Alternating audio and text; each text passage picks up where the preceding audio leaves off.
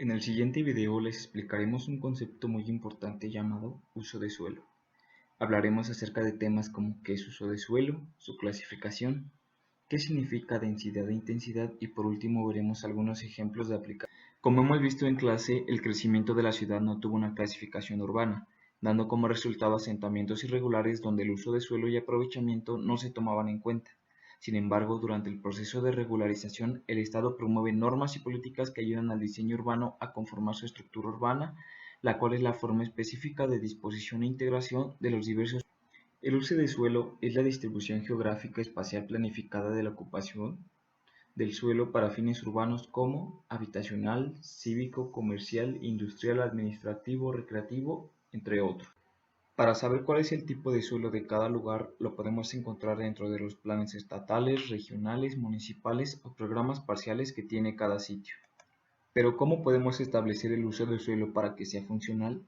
No existe un procedimiento o metodología para establecerla, ya que la dosificación de las áreas depende de las necesidades y características del lugar, como por ejemplo las socioeconómicas, densidad de población y vivienda requerida, desarrollo cultural y normatividad vigente. Pero como orientación se pueden tomar como ejemplos desarrollos ya construidos y aprobados por el gobierno. Todo uso está conformado por áreas y las podemos clasificar en tres. Primero, áreas de uso privado, las cuales solo tiene acceso el propietario y pueden ser áreas para vivienda, como puede ser unifamiliar, multifamiliar y colectiva, el área industrial y el área comercial. 2. Áreas semipúblicas. Las áreas semipúblicas son las que por su tipo de actividad reciben personas ajenas al propietario para realizar actividades definidas, pero con acceso controlado. Entre ellas encontramos áreas para uso educativo y áreas para la salud. 3. Áreas públicas. Son aquellas a las que tiene acceso todo tipo de personas. Estas áreas pueden ser viales, parques, plazas, terminales de servicio e instituciones de gobierno. Otro factor importante para clasificar el uso de suelo son sus principios de calidad, que pueden ser el principio de integración y el principio de distancia. El principio de integración nos establece los usos y o actividades que son o no compatibles, es decir, las actividades que se pueden hacer en un lugar. Tomando como ejemplo el uso habitacional, podemos decir que es compatible con parques y espacios libres, escuelas primarias y secundarias, clínicas e industrias no contaminantes. 2. Principio de distancia. Establece la proximidad o lejanía de las zonas o usos con respecto al otro. Con todos estos antecedentes, es posible obtener un criterio general sobre el uso de suelo respecto a los cuales son los usos típicos, la compatibilidad entre ellos y el área requerida para el buen funcionamiento urbano. Sin embargo, se requiere de dosificar la intensidad del uso del suelo para cada zona de la ciudad. Densidad habitacional. Se requiere dosificar la intensidad del uso para cada ciudad. Esto se puede obtener mediante el criterio de densidad de población. Existen dos medidas básicas de densidad. Como primera parte tenemos la densidad bruta, que es la tradicional. Por otra parte tenemos la densidad neta. Se entiende por densidad bruta que es la relación entre el número total de residentes de un poblamiento y su área. Es decir, densidad bruta va a ser igual al número de habitantes entre el número de hectáreas. Por otra parte tenemos la densidad neta. Es aquel que va a expresar la relación del número de residentes entre el área de uso de suelo exclusivamente habitacional. Es decir, que densidad neta va a ser igual al número de habitantes entre el área habitacional.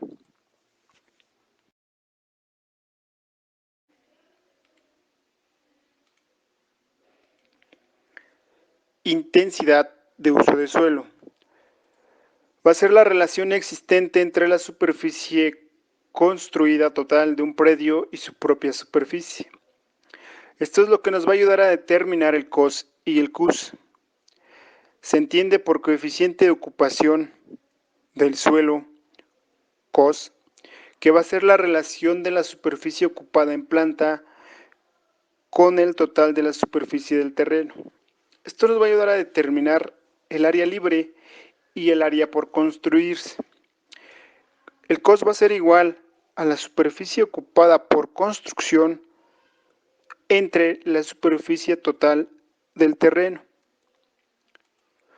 Por coeficiente de utilización del suelo, CUS, se entiende que va a ser la relación entre la superficie total en planta y en alzado de un terreno, y esto nos va a ayudar a determinar el volumen de construcción.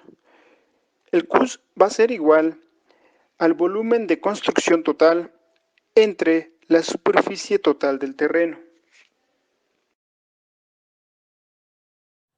Buenos días, compañeros.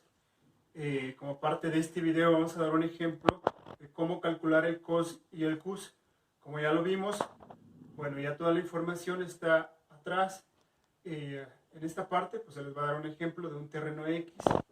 En este caso vamos a trabajar con un terreno de 200 metros cuadrados. Tenemos de un lado 10 metros y del otro 20.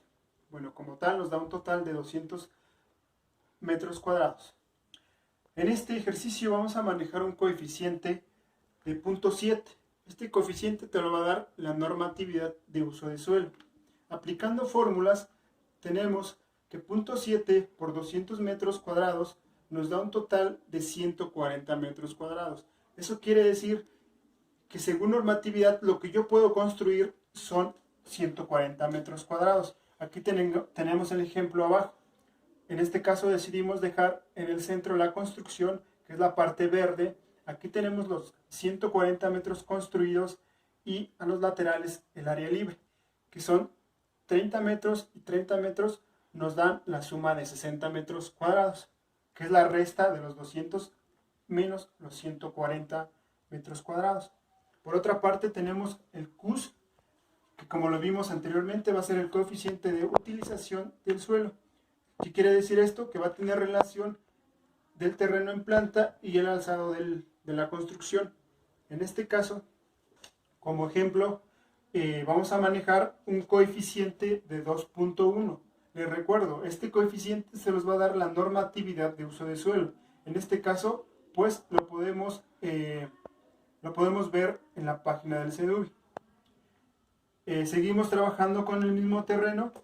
Si tenemos que en planta baja tenemos 140 metros cuadrados y a ese le aplicamos la fórmula, entonces quiere decir que 2.1 por 200 metros cuadrados nos va a dar un total de 420 metros cuadrados de volumen de construcción. ¿Qué quiere decir con esto?